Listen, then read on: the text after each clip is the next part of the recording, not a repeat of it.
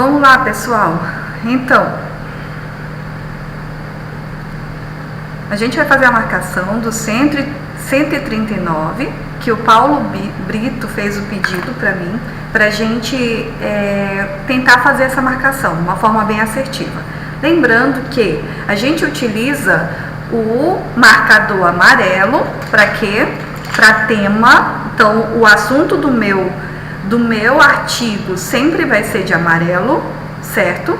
A gente vai utilizar o verde para a palavra-chave, tá? Então, eu sempre vou focar nisso.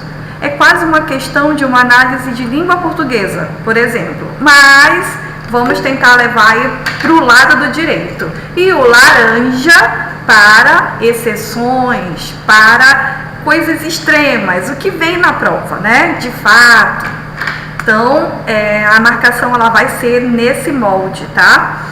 Podemos analisar que eu preciso identificar onde começa, onde eu localizo esse artigo. Ele está só ali aleatoriamente nesse vade-mecum? Não, ele vai estar assertivamente e estrategicamente dividido e subdividido. Como assim, professora? Analisem comigo. Quando eu tenho o livro 3 do Código de Processo Civil, eu começo a subdividir todo esse artigo, todo esse livro, tá? Falando nisso, depois que eu identifico o livro 3, onde é que eu vou ver isso? Onde?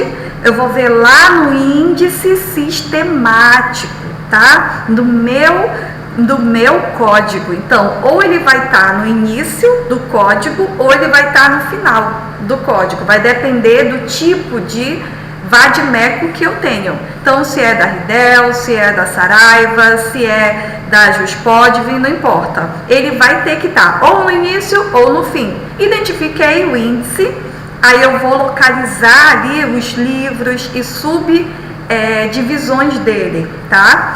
Quando eu vou para o livro 3, ali por volta do título 4, eu vou ter a subdivisão do juiz e dos auxiliares de justiça. Em seguida, eu tenho o meu capítulo 1, que é onde eu vou localizar os poderes e deveres da responsabilidade do magistrado, conforme vocês estão vendo aí na tela, ok? Seguindo, né? Eu tenho o artigo 139. O Paulo Brito pediu, professora, marque esse artigo. Então, é esse que a gente vai ver agora. O juiz dirigirá o processo conforme as disposições desse código, incumbindo-lhe. Então, o que eu vou marcar aqui, né? Eu vou marcar o assunto. Do que esse artigo está falando, né? Do que esse artigo está tratando exatamente? Esse artigo vem falando dos afazeres, do que fica incumbido ao juiz nesse processo, tá? Então, o juiz fica incumbido, ele tem essa responsabilidade de quê no processo, tá? No inciso, olha o número aqui, algarismo romano, nesse inciso 1, eu tenho que ele vem assegurar às partes uma igualdade de tratamento. Professora, parece óbvio, mas não é. Por quê? Observem que esse magistrado ele pode tratar as partes do modo desigual, na exata medida das suas desigualdades. E aí eu trouxe o exemplo de que pode ser ampliado esse prazo de resposta aí para uma parte mais empobrecida e assistida pela Defensoria Pública, por exemplo. Então, ele vem tratar as partes com igualdade de tratamento, mas equilibrando a desigualdade que existe entre elas. Então, uma pessoa que contrata um advogado no meio privado não vai ter, né? Não é a mesma proporção, gente, de ampla defesa, não vai ser a mesma tratativa de uma pessoa que é empobrecida e é assistida ali por uma defensoria, por exemplo, tá? Então, por isso que incumbe ao juiz assegurar essa igualdade, equiparar isso tanto no meio material quanto no meio processual, certo? Aí eu marco de verde a igualdade de tratamento. Professora, por que eu não marco a linha toda? Porque quem muito marca, nada destaca, certo? Por isso eu tenho que ser assertivo na minha marcação. Eu não posso marcar de qualquer jeito o meu vade-mecum. Eu tenho que ter zelo, eu tenho que ser estratégico. No inciso 2 do 139, eu tenho que esse juiz, eu ainda estou voltando para o tema. Sempre eu vou me dirigir ao tema. O que eu lembro lá do tema? Que o juiz dirigirá o processo. Aí eu venho para o inciso 2. Inciso, não esqueçam disso. Meu parágrafo é outro símbolo, não é esse, tá? Então eu venho para o inciso 2 e falo o quê? Que esse juiz tem que velar pela duração razoável do processo. Então, a letra da lei, ela parece muito prática, muito simples, mas o que é que eu tenho que observar? Que toda pessoa tem direito a que sua causa seja examinada equitativa e publicamente num prazo razoável. Então, imaginem, para que se possa ser exercido princípios como de ampla defesa, contraditório, eu preciso que o juiz tenha esse zelo com a duração razoável do processo, tá?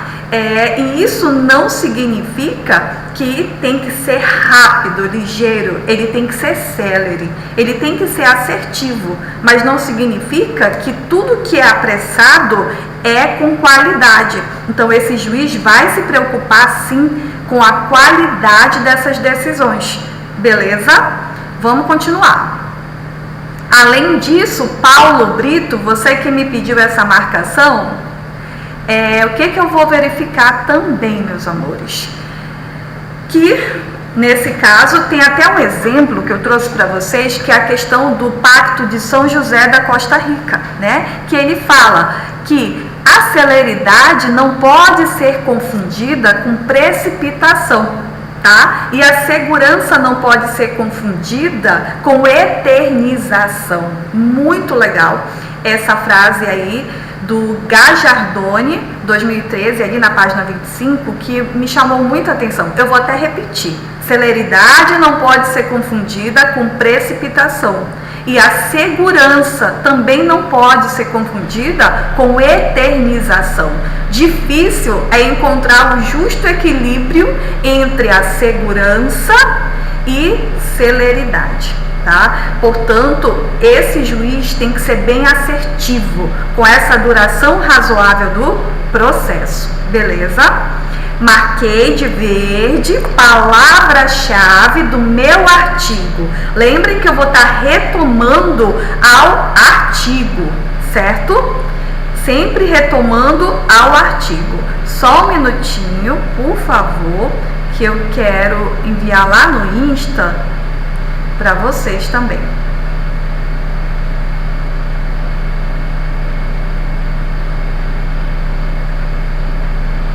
Só um minutinho.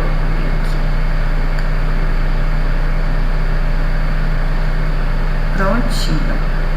Transmissão ao vivo no YouTube, porque o Paulo Brito me pediu para marcar esse artigo.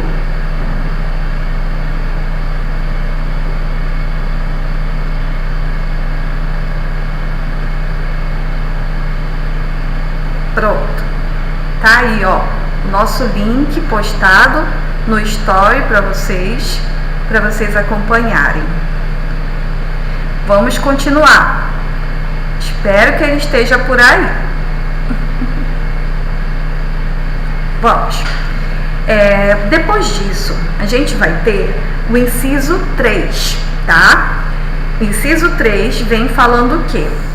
Eu vou retomar ao meu tema do artigo. Aqui, ó, o juiz dirigirá o processo, sempre retomando ao tema. Venho para cá, para o inciso 3, palavra-chave. Esse juiz tem que prevenir ou reprimir qualquer ato contrário à dignidade da justiça e indeferir postulações meramente protelatórias, tá? Então eu tenho várias palavras-chave aqui. Eu tenho aqui algumas análises. Marco de verde, prevenir ou reprimir. Poderia não marcar? Poderia, mas me chama a atenção que tem aqui um lapso temporal, porque existe o ato protelatório e o juiz tem que estar atento com a prevenção antes desse ato e a repressão sobre o que aconteceu. Nesse sentido, Paulo Brito, nós que temos que marcar as palavras-chave, sim, de prevenção e repreensão. É só um ato? O juiz tem que prevenir um ato protelatório? Não. Qualquer ato contrário à dignidade da justiça, tá? E ele pode sim indeferir algumas postulações protelatórias. Ok, nesse sentido, eu também trago para vocês associado o que vai acontecer. O juiz pode sim aplicar uma multa, tá? Essa multa de 1 a 10% do valor da causa, de acordo com a gravidade e caráter do ato. 5% do valor da causa para atos contrários aos incisos do 77. E eu tenho aqui, falando em 77, né, que a violação dos dispostos aos incisos 4 e 6 é punida com a multa de até 5% do valor da causa. Deixa eu ver se tem aqui na remissão. Eu tenho 78. Professora, o que isso quer dizer? Quando vocês olham o vadimeco de vocês, meus amores, vocês vão perceber que tu tem um artigo, olha só, não sei se dá para vocês verem aqui. Vocês vão ter o artigo e embaixo as remissões. Estão vendo essa numeração pequenininha embaixo? Então, o teu artigo vai estar te levando a uma outra análise, tá? A algo que vem te lembrando o que está acontecendo ali. Então, o inciso 3 do 139 do CPC, ele me retoma a ideia do 77, do 78, tá? Então, aqui, ó, é vedado às partes, a seus procuradores, aos juízes, aos membros do Ministério Público e Defensoria, a qualquer pessoa que participe do processo, empregar expressões ofensivas. Então, o juiz não pode aceitar algo desse tipo também, certo?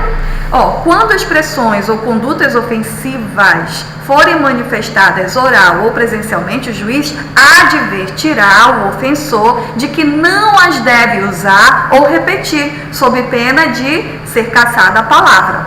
De ofício, o que é de ofício? Sem o requerimento de ninguém. Então, de ofício, esse juiz pode sim tomar uma atitude. Pode sim o juiz advertir o ofensor para que não se use. Então, ele pode sim fazer isso ali dentro daquele processo, tá? Então, isso é algo que vai vir dentro de uma prevenção ou repressão dentro desse processo. Depois disso, eu venho para o inciso 4. O juiz, por que o juiz, professora? A senhora tirou isso de onde? Lá do comando do meu artigo, que eu marquei de amarelo, não é isso, meus amores?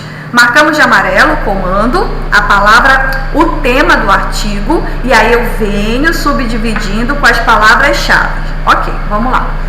Aqui no 4, determinar todas as medidas indutivas, coercitivas, mandamentais, subrogatórias necessárias para assegurar o cumprimento da ordem judicial, inclusive ações que tenham por objeto prestação pecuniária, tá? Então, indutivas, coercitivas, mandamentais, certo?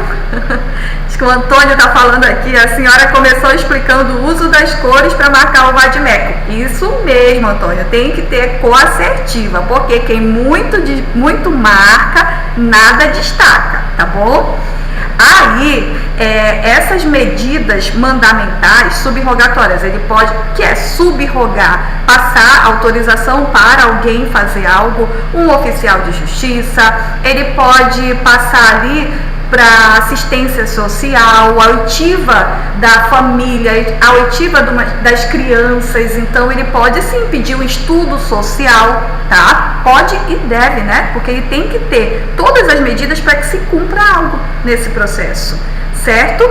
Aí, nesse sentido, o juiz tem o dever de garantir o cumprimento efetivo, não é qualquer cumprimento, tá? Então, ele tem sim que fazer uma análise para que tenha um atendimento efetivo, eficaz, certo? Então, isso a gente está falando de qualquer natureza, qualquer tipo de decisão, de qualquer tipo de ação, por exemplo. Então, uma ação condenatória, né? Indenização é um tipo de ação que vai ter que ter ali a produção de provas. Se eu estiver falando de insalubridade, o juiz tem que pedir uma perícia, por exemplo. Então, vão ser medidas para que se cumpra efetivamente essa decisão, tá? Mandamentais, né? A gente tem aí um caso de mandado de segurança também. A gente pode ter também a obrigação de dar, fazer ou não fazer. Ações declaratórias, tá? Uma ação ali de questão de paternidade, ações que tratem de divórcio, tá? Então, qualquer tipo de ação, nesse caso, o juiz tem que utilizar de todos os meios para poder ser assertivo, beleza? Aí, a conduta das partes nesse sentido vem de cumprir essas decisões sem embaraços, tá? Nada que venha protelar. Portanto, qual é a atitude que o juiz pode fazer num caso desse de não existir esse cumprimento? Ele vai poder aplicar as sanções que a gente viu aonde? Lá no 77 do Código de Processo Civil, tá? Ele pode tomar medidas indutivas e coercitivas. Exemplo, lá numa sentença, o juiz ele determinou a retirada do SPC e Serasa do nome de alguém. Tá, o banco não retirou.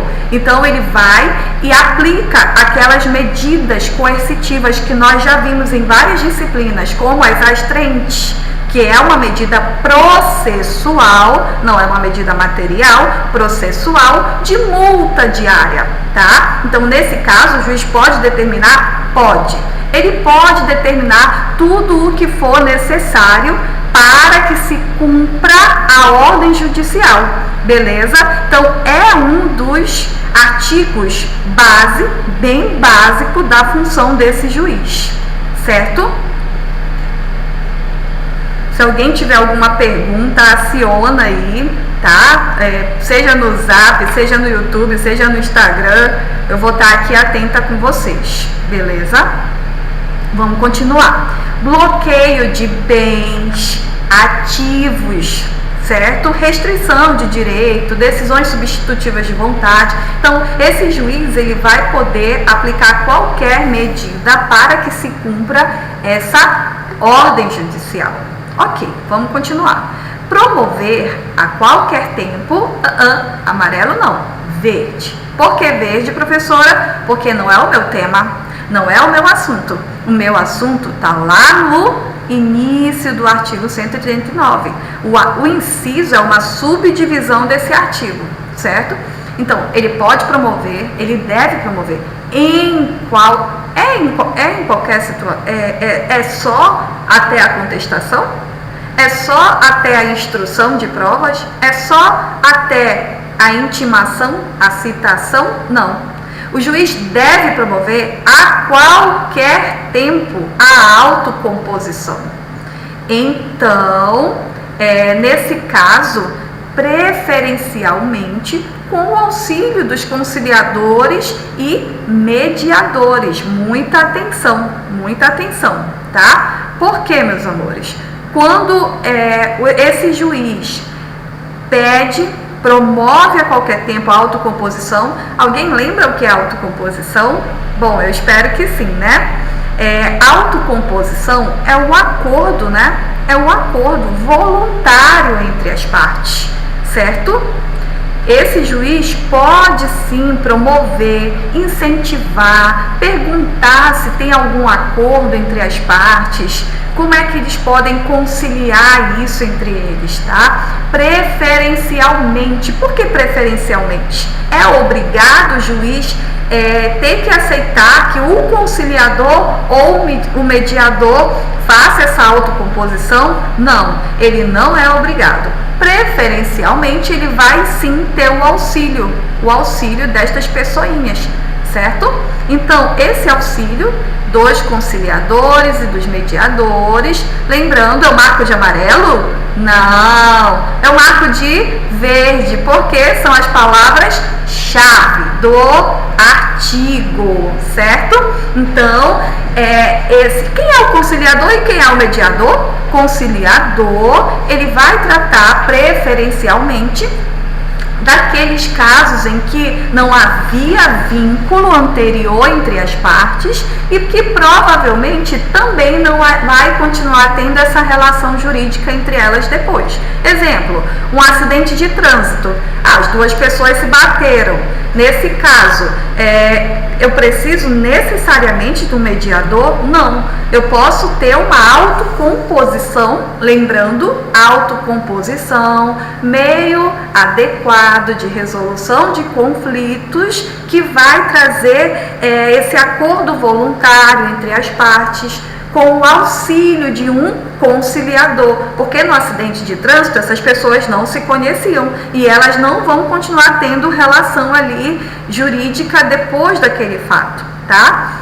Vamos para o mediador, caso de família, né? O mediador, ele tem que ter uma estratégia para conciliar, para fazer a autocomposição, só que com muito cuidado, porque ele não vai dar soluções. As partes vão procurar a solução entre elas, justamente pela sensibilidade que se tem nessa relação, tá? Porque vão continuar tendo relação jurídica, querendo ou não, jurídica. Portanto, em caso de alimentos, família, já vamos utilizar mais a base dos mediadores. E o juiz deve promover a qualquer tempo essa autocomposição, isto é, esse acordo entre as partes, ok? E aí eu trouxe para vocês também alguns detalhes sobre isso. Importantíssimos, vamos lá. Aqui a gente quer que o Estado tente promover isso, essa solução consensual, certo? Eu também vou querer que isso seja aplicado a todo o processo jurisdicional, né? Os instrumentos e incentivos. Então, é preciso que tenha uma audiência de conciliação ou mediação ali, logo no começo desse processo, depois da distribuição. Inclusive, ela é obrigatória no rito comum do processo. E aí, eu preciso dessa conciliação, dessa audiência, tá? E aí é necessário isso. Ok, mas o juiz, ele pode sim participar de uma audiência dessa normalmente, e aí eu não vou poder alegar suspeição ou impedimento dele. Não, ele pode sim entrar no meio de uma audiência dessa, embora não seja uma audiência de instrução de provas que vai acontecer lá na frente, ele pode vir. Aqui no começo, Paulo Brito, para tentar essa conciliação, tentar essa autocomposição, beleza? Então, tranquilo. Vamos seguindo com as nossas marcações. Esse juiz também, lá no inciso 6 do CPC, tá? Ele pode vir dilatar os prazos processuais e alterar a ordem da produção dos meios de prova. Então, como é que eu marcaria isso? Deixa eu ver se eu consigo enxergar vocês aqui, que eu quero ver vocês marcando esse vade-mecum de vocês. Como é que vocês estão marcando esse vade-mecum? Deixa eu ver. Cadê vocês? Como é que eu marco esse próximo artigo? Bora ver quem sabe, quem acerta isso. Cadê o Paulo Brito?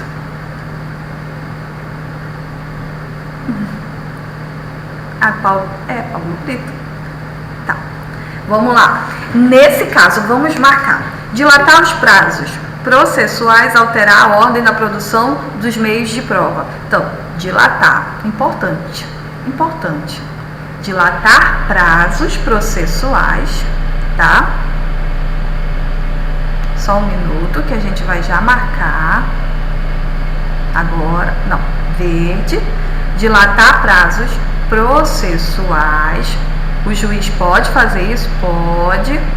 Alterar a ordem. Olha que outro verbo muito importante. Alterar. Ordem da produção dos meios de prova. Adequando-os às necessidades do conflito, a conferir o meio de efetividade à tutela do direito, a maior efetividade. Então, ele altera esse prazo processual, ele dilata o prazo processual e altera a ordem da produção para adequar às necessidades, de modo a conferir maior efetividade, tá? Importante lembrar, meus amores, por exemplo, quando é que eu tenho uma alteração dos meios de prova? Bem comum no direito consumerista, tá? Nesse caso, quando eu tenho o direito do consumidor, eu posso sim pedir a inversão do ônus da prova, tá? Pode. Porque sabe-se que quando eu entro com o processo, eu tenho que ter as provas condizentes, produção de provas. Exemplo, eu vou questionar um contrato de empréstimo. Eu vou apresentar ali o contrato do empréstimo, as cláusulas que foram aplicadas nesse contrato, tá? E aí eu posso pedir para o juiz a inversão, sim, dessa produção de provas, ok? Nesse caso, quem vai ter que provar que fez tudo certo é o banco. O banco é que vai ter que provar. Então, em vez de eu entrar dizendo excelência, tá aqui meus juros moratório, meus juros compensatório, tá tudo aqui, estou mostrando. Peraí, eu não estou entendendo isso.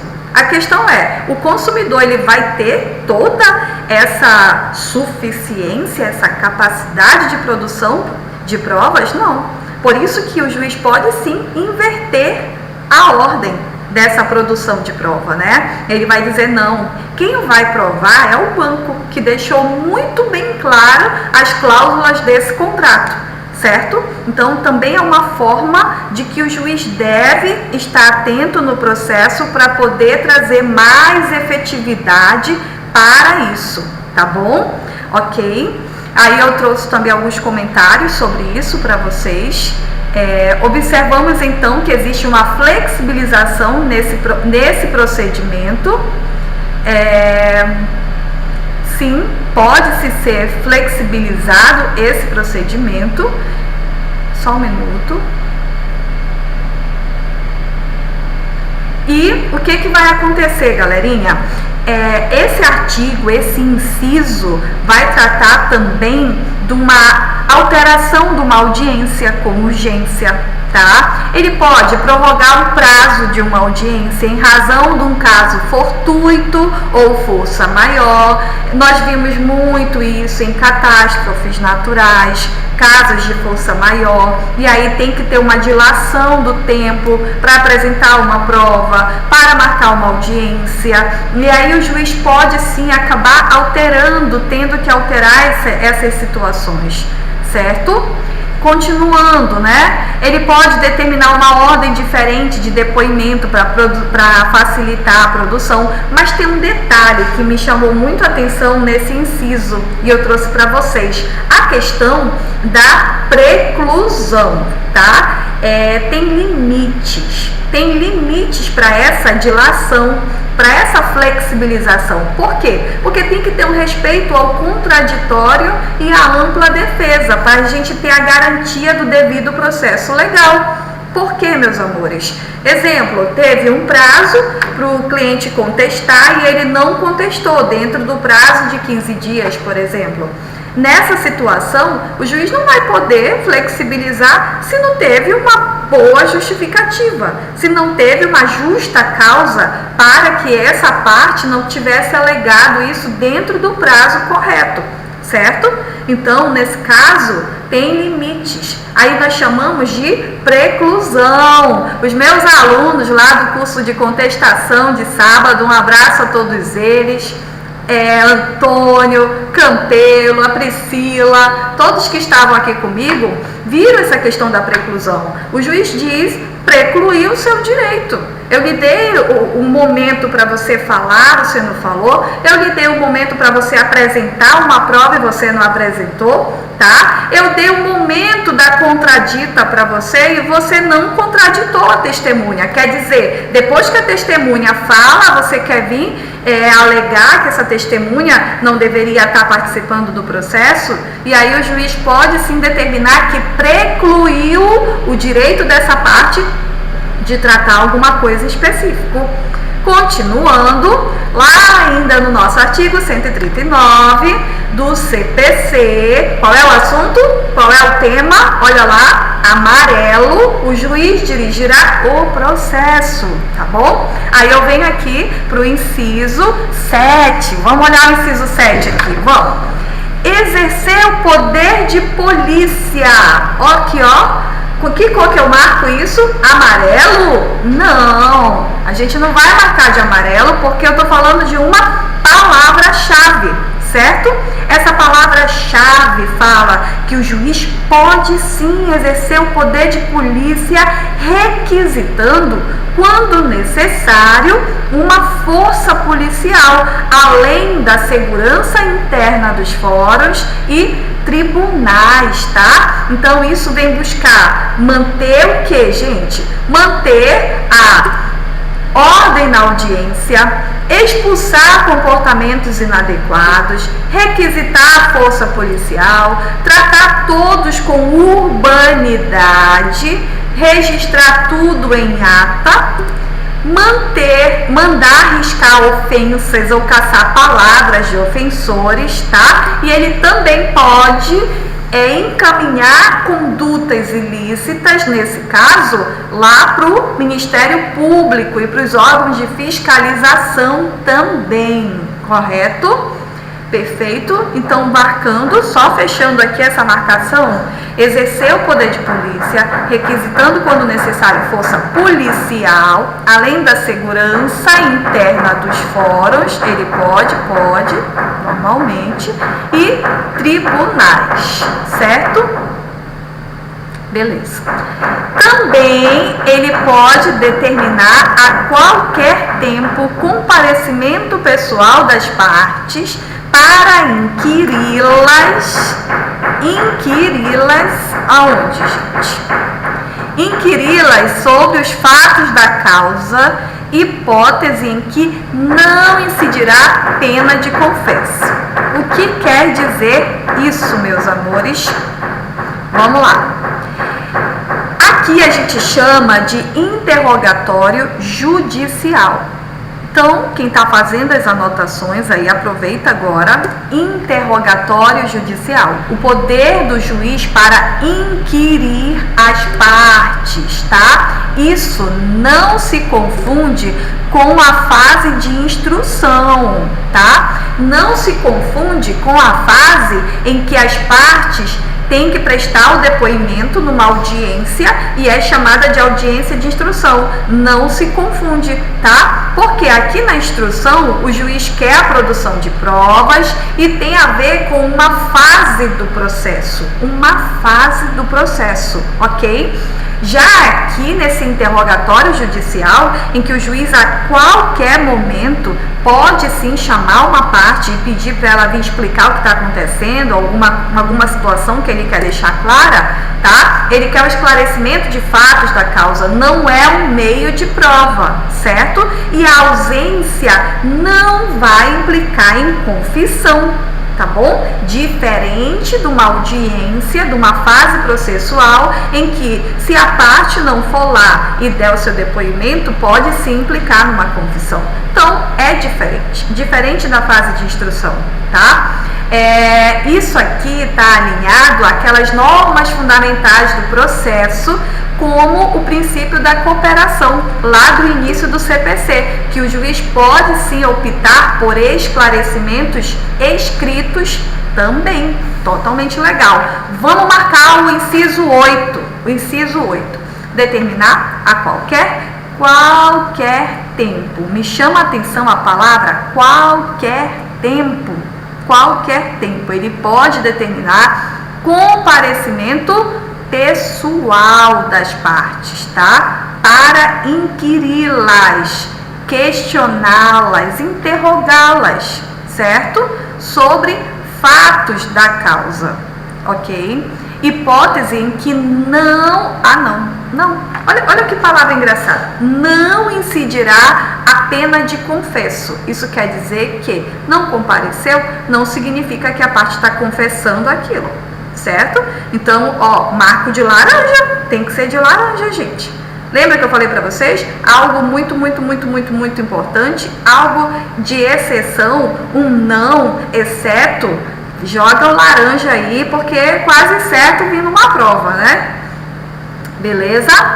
Alguém quer falar alguma coisa, perguntar? Respondendo aí ao Paulo Eduardo, que pediu para eu ler esse artigo e marcar ele com vocês. Vamos para o inciso 9, de que artigo 139 do Código de Processo Civil. Inciso 9 fala assim, que o juiz, professora, de onde a senhora tirou o juiz? O juiz saiu daqui do começo do artigo, ele é o assunto, ele é o tema do 139, marco de amarelo. O juiz pode sim, deve sim, determinar o suprimento de pressupostos processuais e o saneamento de outros vícios processuais, né? Lembre que a palavra vício é um problema, é a falta, é algo que não foi conforme a lei, não bateu, tá? Então, esse vício, o juiz pode sim pedir a correção, ele tem que pedir uma correção, tá? Ele tem que determinar a correção de vícios processuais. Isso é também alinhado ao princípio da cooperação. Tem que ter uma nulidade pronunciada. Uma nulidade pronunciada com uma especificação. Porque aquele ato é nulo. Porém, eu não preciso tornar nulo um ato se não for causar algum prejuízo, certo? O mérito deve ser decidido quando for possível. Erros formais não anulam atos aproveitáveis. Atos são aproveitados se não prejudicarem a defesa, correto? Então, vou fechar aqui e a gente vai marcar. O juiz deve determinar o suprimento de pressupostos processuais, tá? E o saneamento de outros vícios. Teve nulidade de citação. O cliente não foi citado, ele não foi notificado como deveria, tá? Tem algo errado, como é que eu vou seguir? Como é que eu vou mandar tomar alguma atitude drástica com uma pessoa que não teve o seu princípio exercido, né, de ampla defesa ali? Então, esse juiz, ele deve, determinar o suprimento. Eu vou até tirar o determinar. Bora tirar o determinar, que está bem óbvio. Eu não vejo necessidade de marcar esse determinar. Mas a palavra suprimento de pressupostos, tá? Então, eu preciso sim que todos os pressupostos desse processo estejam cumpridos e que o saneamento de outros vícios processuais também sejam feitos. Todos os vícios processuais devem ser sanados, tá bom? Aí eu tenho aqui princípios dispositivos relacionados ao princípio da primazia, primazia da decisão de mérito. Então, eu preciso que esses vícios processuais sejam sanados. Vícios ali por problema de competência, ilegitimidade, competência relativa tem que ser analisada, competência absoluta tem que ser também sanado qualquer tipo de vício. Esse processo tem que andar sem vícios. Dentro do inciso 10 e último inciso do 139, a gente vai ter assim, que quando se deparar com diversas demandas individuais repetitivas, ele vai oficiar ao Ministério Público, à Defensoria e, na medida do possível, outros legitimados, a que se refere o artigo 5º da Lei 7.347 e o artigo 82 da Lei 8.078, tá? Para, se for o caso, promover a propositura de uma ação coletiva respectiva. Portanto, meus amores, o que vai acontecer aqui? Esse juiz se deparou com um monte de gente, um monte de partes ali, entrando com um processo com o mesmo fato gerador. Exemplo, uma contaminação, resíduos que contaminam diversas demandas repetitivas, de verde, claro. Eu vou ter aqui que ele pode oficiar quem? O Ministério Público, ele pode oficiar a Defensoria, tá? A Defensoria ou qual... E vocês vão ver isso aonde? Por exemplo, lá na Lei da Ação Civil Pública, a 73, isso também no artigo 8.000, turma de direito do consumidor. Sabem que nós temos os legitimados e aí o juiz pode ser do coletivo para que se transforme para efetiva. Portanto, meus amores, concluímos a marcação do artigo 6, palavra-chave de verde e as exceções, as palavrinhas mais delicadas desse artigo, eu jogo um laranja, tá bom? Beijo pra vocês, um forte abraço.